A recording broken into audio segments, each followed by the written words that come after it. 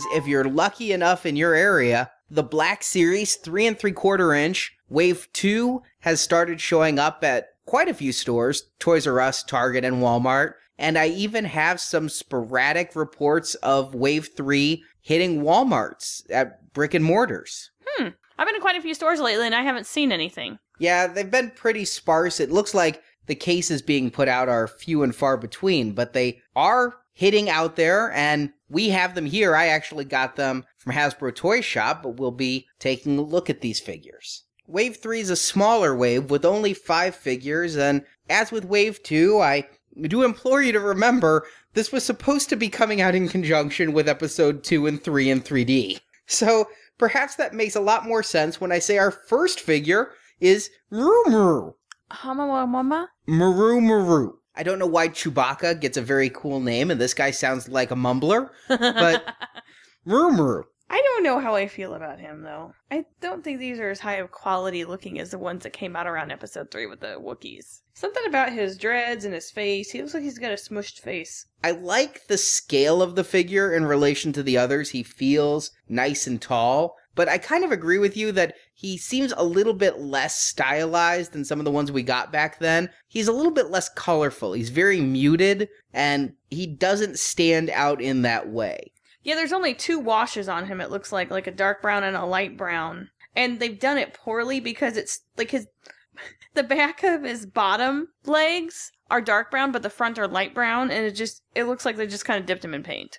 Not the best they've done. I also think that his feet kind of look like he's just wearing really fuzzy slippers. The way that the ankle articulation creates this ridge, and then it just becomes flat on the bottom, but they sculpted toes underneath. I don't know why. That is kind of weird. It does look like fuzzy slippers, you're right. He comes with a removable helmet, a blaster, and a staff that it took me a while to figure out because the staff comes packaged in 2 pieces. The little blue bejeweled topper comes separate, and I had to look up some pictures online because I wasn't sure if that was the handle or if that was like the end. Seems like kind of a worthless accessory because it doesn't stay in his hand very well. No, I pretty much use it like a walking stick, and he could just kind of have it out in front of him. I don't know, Merumeru's perhaps 1,200 years old. Merumeru. That said, I'm not going to diss him too hard because he is a new Wookiee that we're getting. We haven't gotten any in a long time. It seems like, again, going back to the basic staple of characters, they just do Chewbacca a lot. I like the little arm pauldron he's got going, the little shield that he wears. They did a great job in sculpting his chin dreadlocks. See, I think they look kind of blah. They look kind of just smooth, and I thought at first they were just part of his shirt. Now, if you look, there's some weaving sculpted into there, and the little ridges where his ties are. Yeah, I guess a little bit. With his helmet on, it was kind of hard to tell. The problem is he's got this big, shoulder pad thing on, which makes him look really bad. I didn't know Wookiees had dreads until this, started this with the prequels. He's certainly not an essential character. I'd never heard of Merumeru until I heard they were doing a figure of Merumeru. I don't know if maybe his name might have been said in the movie, and I just thought it was other Wookiee babble. Are you sure? Because maybe not. But overall, I think this is a pretty good figure. He stands really well with these giant furry feet. I was able to get him in a variety of good poses. The shoulder pauldrons kind of prevent him from doing the arms up Wookiee roar thing they did. We just watched Revenge of the Sith on Spike and saw that scene where they all throw their hands up in the air in a battle cry. And we questioned the entire scene. Yeah, I still say that scene didn't add much to the plot. It was there to sell us some toys, and hey, it had been 15 minutes since an explosion. But hey, I'm also a geek enough to enjoy a visit to Kashyyyk outside of the holiday special. But I'd say I give this figure a 7 out of 10. It's well done, if not essential. The second figure kind of freaked me out because I thought I had a horrible, horrible factory mistake. And those of you who have this figure may know what I mean, but it's Black Series Figure 16, Clone Commander Neyo. I still have a touch of Clone Media. The Clone Wars didn't help when we were getting clone after clone in the animated style. It made it feel like it never really stopped. And this is a bit of a retool of the Clone Trooper figure we got in 2011. And we've had Neyo before, but what we didn't have, I don't believe, is a removable helmet Neo. Oh. See, I'm always afraid because I always rip their heads off when I try that, so I wait until I give them the okay. Well, on Neo's face is some Arabesh writing, but initially I couldn't tell that was Arabesh. It looked like numbers, and as a lot of Hasbro figures have serial numbers printed on their legs, I thought somebody in China really messed up and printed the serial number in green ink on his face. I thought his mascara was running. Interesting. I'm glad I asked before just ripping his head off. He's got a different hairstyle than the usual clone head, too. Yeah, they gave him a unique head there. And I did have to go to JediTempleArchives.com and check the Research Droid reviews to find out that this tattoo is actually there, and it's Hasbro doing a great attention to detail. We'd never seen him take his helmet off, but per EU sources, he had that tattoo there. So they did that. Now, he doesn't come with a bunch of accessories. He just comes with a basic blaster. And again, when we're dealing with clones, I always think of them as having just this massive armory. And so just a blaster feels a little bit underarmed. Yeah, but if he's like a commander, he's got some underlings that do the big heavy shooting for him, right? He just gives orders. But he does have a good deal of articulation with this body, and they did a good job making him look dirty. His entire figure looks like it was dry brushed. I agree. This one was really good compared to Merumeru, where it does look like he is actually dirty. I do like how he has his own personal logo on every piece of his armor, so no one else steals his armor. The one thing they could have done is made his helmet a little more dirty because it sticks out like a sore thumb. And maybe the back of him. The back of him is like stark white with his little backpack. I would imagine that gets dirty too. I thought at first that the helmet was a totally different color than the body, and it just turns out that the wash was uneven. Yeah, it looks like they didn't do the accessories because it looks like the backpack is a separate piece as well. Well, no, it's connected to the front chest. But somehow they just didn't weather it because they didn't weather the belt either. Well, the belt is its own piece. I yeah. mean, so they didn't do that. That was put on after the fact. It's attached to the shoulder straps and everything. And the helmet has some dirt on it, but, I mean, this is a very good, realistic upgrade of Neo, and I'd again give it a 7 out of 10. I'm not super excited. I think a couple extra big guns would have amped him up, but then again, I think when we saw him in episode 3, he was riding a bark speeder, and then he just got fleshed out a little bit in the Clone Wars. Now, the next one we have is a Nikto gunner named Vizam. And this is the one who you could see on the sail barge grab the big gun and shoot at Luke. But what I found is very odd is he came with that gun. I never really thought that gun was a free carrying gun. I thought that was part of the skiff. I thought it was too. But he comes with a big gun. And very loose pieces. Well, that was his hat. Well, it's because he's got a funny-shaped head. And it's a gun we've seen before, and really, this figure feels like one we have before. They released Nikto Gunner several years ago with this very gun, and now here we have Vizam, which is a much more movie-accurate version of the Nikto Gunner. His hat does not stay on very well at all. So he's not one you want to play with unless you want to lose the hat. Yeah, he has that sliding off quite a bit. And I'm sorry, but his gun is foul. He also has a much smaller blaster that you can have him hold. But that big gun, yeah, it took again, I had to look online to figure out how is he supposed to hold this gun, because he had to bring his arms in a little bit. He is well articulated so that he's able to hold the gun really well. I love how much sculpting went into the face. Jedi Temple Archives tells me that this is the same head and hands that we got just 2 years ago for Nikto's Skiff Guard in the Vintage Collection, but it's a really good sculpt. I don't think I looked that closely at that figure to realize that. This is a kit bash of a couple figures we've had before, and the result is a figure that is well done that I never really realized I needed because they've done so many Nikto guards. Never thought you'd hear you say that they've done so many Nikto guards. I remember picking up the Klaatu Barada Nikto battle pack way back in like 96 or 97. Mm-hmm. But, I mean, while they reused the head and hands, the body is all new. They did a great job with the leg wraps. I think the paint job on them's really good. The gun's a little bit weird, and it comes with this little thing, like, it could attach to a sail barge, but Hasbro has said they are never making a sail barge. Yeah, they are never making it. But if you have one of the skiffs from either the Pit of Carcoon Target pack or way back in Power of the Force when they did the skiff, I believe this will hook onto that. I would feel very bad for him having to hold that and fire. So I'd give this figure a solid 9. I can't think of anything else I'd want out of this figure. A sail barge to put his gun on? Don't fuel those fires. That's going to happen around the same time as I get my Tonica sisters. Meaning never. The next figure, well, I just want to start by saying I love James Luceno's Darth Plagueis book. I thought it was a great book. It's not good when you have to start out with a disclaimer. Well, the problem is, George Lucas himself said that Darth Plagueis was a moon.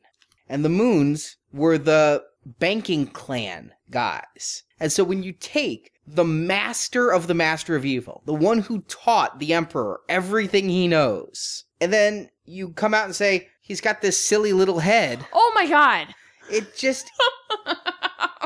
it's a bit of a disconnect for me. It would be like saying that the most evil in the world is of the same species as Jackson, the bunny rabbit from the early Marvel comics. We'll talk about Marvel comics in a bit. But it's just a species choice that I think undermines the intimidation factor of the character. And while James Luceno wrote him very well as a banker and as this super intelligent, super evil, super manipulative guy, a really tough guy, you gotta read that book. Anytime you start putting this character in a three-dimensional form, it's gonna fall a little flat for me just based on that species. Well, I guess if you look at Ian McDiarmid, though, he's not a threatening-looking man except when he's got his monkey face. Yeah. He's not, and I understand that's what they're going for, but by the same token, I was intimidated by the Emperor in 1983. Admittedly, I was 8, but I thought he was pretty scary in that big cloak.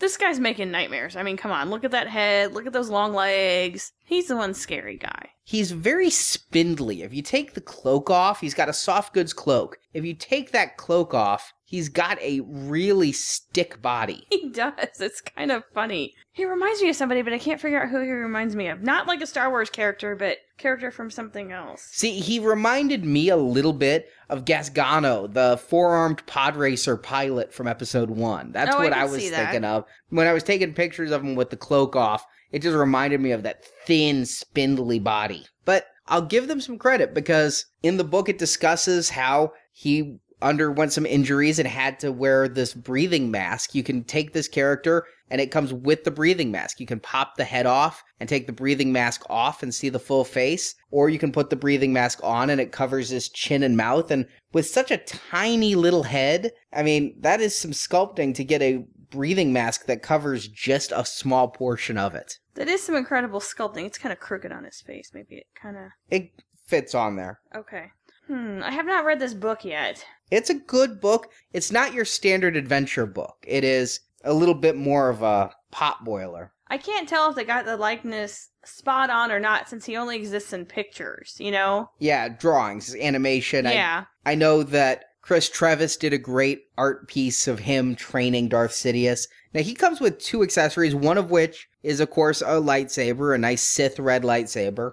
The other of which is a staff that, again, I didn't really remember from anything. I looked online. I couldn't even find too many pictures of him holding it. So I was a little bit confused by that. I can't remember if it was in the book because I read that book over a year ago now. And because of his spindly legs, tiny feet, I had a real hard time standing him up, too. The cloak kind of off-balances him a little bit. He needs a figure stand for sure. Maybe that's what the staff is for. That does help. Make him a tripod. Just kind of point it down like a walking stick.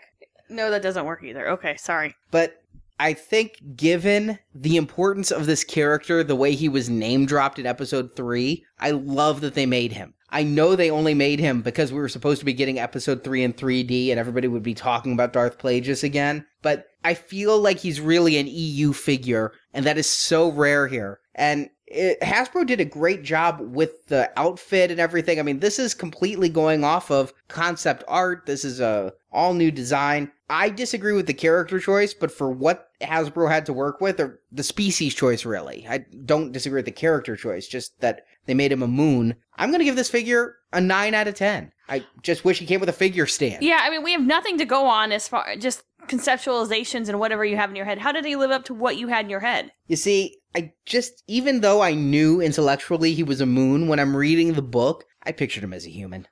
I just never... They are kind of a human-looking species, though. They just have really long faces. And narrow faces. Like, their heads could stick out between prison bars. And that's about all it's useful for. I don't know what evolutionarily that head comes from.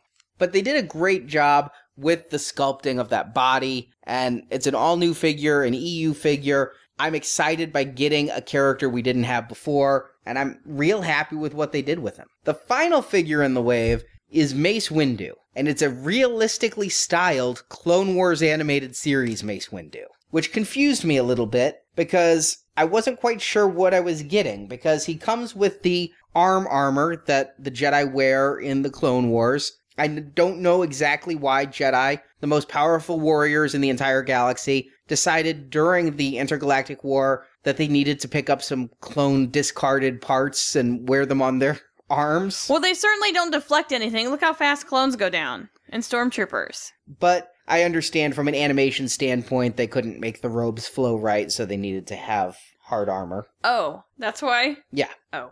But the other thing that kind of confuses me is he came with Jango Fett's helmet. And I don't remember that specific episode that he's from, but I don't think he was carrying this helmet around. I'm pretty sure he left it on Geonosis. I'd hope so. That's kind of a gruesome souvenir to take, isn't it?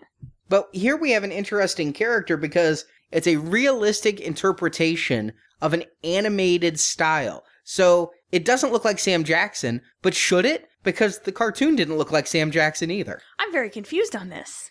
I don't know what I think it should look like. It kind of looks like Sam Jackson, but it kind of doesn't. I don't like the clone armor on him, though. And I don't like his white turtleneck underneath his robes. I don't like the white with it, and then he's only got the arm and the elbow pads on. I don't know, But that's how they drew him. I mean, that's again going back to the art direction of the Clone Wars itself. Did we need realistic representations of the Clone Wars characters, which were real people to begin with? Then they made them cartoon form, and then they turned around and made them into realistic form based on the cartoon form. What's really funny to me is if you'd asked me that in 2008, everybody was saying yes. We were all upset that they were going with the animated styling because the characters just didn't look right when you put them next to the hundreds and hundreds and hundreds of action figures that we'd been buying for 23 years. But Hasbro beat us down. And I guess we got Munchausen syndrome because by the end, they started taking away the animated style figures. And people were like, but no, I have the animated style figures and I want the animated style now. I guess it's a do we need it kind of thing. Now, again, thanks to Jedi Temple Archives for the background. This Mace Windu body is basically a body we've been getting since 2007 and 2011. This is new arms and a new head to go with the Clone Wars, but we've seen this before, which explains why he has the kind of older ankle articulation and just doesn't bend all that well. Yeah, that's the first thing I noticed is I'm so used to testing all the articulation, the ankles just aren't good on that. But then I guess what do you need? Because he's not super articulated. He's got good articulation, he just doesn't have great articulation. And he only has soft goods on the bottom half as the bottom part of the tunic. And it doesn't match. That's the part about doing that is it doesn't look good. It looks like he's got a skirt on. Because it's not even the same shade or color family as the top. Yeah. I was happy they gave us a lightsaber hilt that fits on the belt in addition to the ignited lightsaber. It's a nice touch I always like to have. But overall, this is the figure that kind of excites me the least, but I still like it. The thing is, I made fun of Jedi picking up leftover clone armor, but when Gennady Tartakovsky had Obi-Wan in the clone armor with the big cape in his original animated micro series, I loved that aesthetic. I bought the Gentle Giant statue, I bought the Gentle Giant bust, I customized a figure. I actually customized it back then because I had time and always looked to improve it. So seeing the white armor on the arms takes me back to that. But it's not as epic. It's not epic at all. The Obi-Wan Kenobi in the clone armor is epic. It looked epic. The cape helped a lot. Yes, the cape made it look epic. It differentiated it between the Luke and Han and the Stormtrooper armor. It looked good. That looks ridiculous. Well, it's a limitation of animation. That's why he's wearing it. It's not a style choice. The Obi-Wan thing was a style choice, and it meant something. I'll give this figure a 6. That's fair enough. It's not a bad figure, but only if you're really into the Clone Wars and want the realistic figures do you need this instead of the multitude of Mace Windu figures we've been getting since episode 1. Now that is it for Wave 3. We still